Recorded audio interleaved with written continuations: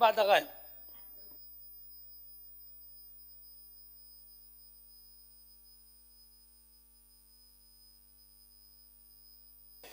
بسم الله الرحمن الرحيم لا حول ولا قوة إلا بالله توكلت على الله حسبنا الله ونعم الوكيل.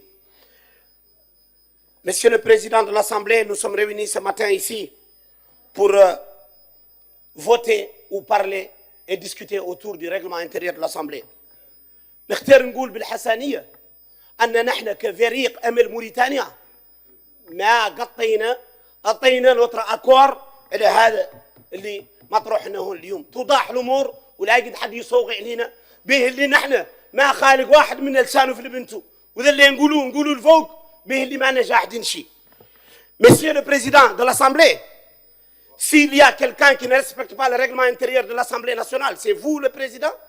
Le vice-président de l'Assemblée nationale, Sidina Sorna, qui est assis ici et qui a été président de la commission ad hoc, il est le vice-président de l'Assemblée et il n'a jamais présidé une séance de l'Assemblée nationale parce que vous avez décidé qu'il ne le fera pas s'il ne parle pas une autre langue qui n'est pas le français. Et pourtant, je suis en train de parler français dans cette Assemblée.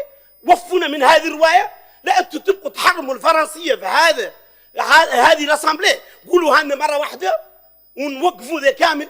والله زاد قولوا لنا quelles sont les lois qui sont posées et qui sont là qui nous interdisent de le faire. Avant lui, le président. Pardon. Le sujet. Ça, c'est un autre. C'est le sujet du règlement intérieur. On parle du règlement. Monsieur le Président, ne me coupez pas.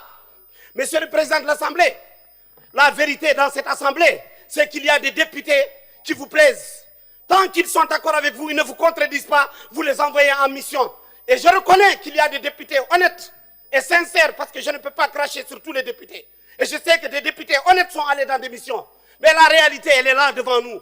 La réalité, c'est que vous, même le peuple mauritanien demande aux députés, où est passé le président de l'Assemblée nationale, qui ne préside presque jamais l'Assemblée nationale en dehors des vice-présidents. Dans l'article 45 du nouveau règlement, qu'est-ce que vous avez mis? Des propos blasphématoires sur l'islam.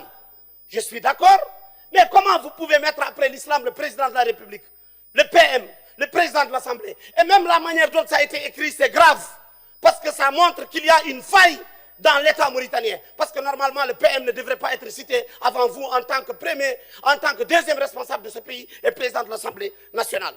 La réalité dans cette Assemblée, même si on a des questions orales avec débat pour certains ministres, ils ne viennent pas de sitôt. Voilà une année que des questions orales ont été posées dans cette Assemblée dont les ministres n'ont jamais été programmés parce qu'ils sont proches du président de l'Assemblée. Il y a des députés ici qui m'ont appelé pour me recruter, pour que je sois quelqu'un de proche d'eux. Ils sont avec le parti au pouvoir pour être proche du ministre de l'Intérieur. Il y a des députés qui obéissent pour le PM.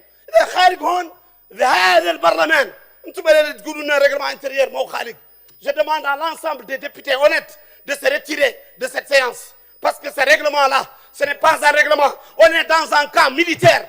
L'Assemblée, aujourd'hui, devient une garnison. Parce qu'on veut museler les députés, les empêcher de parler. Comment un député pouvait faire un amendement? Il avait 4 minutes. Aujourd'hui, s'il fait 20 amendements, il n'a que 6 minutes.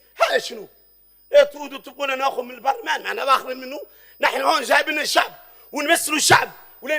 défendons l'intérêt du peuple mauritanien et pas l'intérêt d'aucun ministre et aucun président. La Mauritanie est au-dessus de tout le monde ici. Et il faut valoriser ce pays-là et laisser les députés s'exprimer. Et les autres députés, on sait tout ce qui se passe. 176 députés. Il n'y a pas plus de 40 députés qui viennent dans cette assemblée parce que les autres font le commerce. Ok. Tu n'as pas bien profité de ton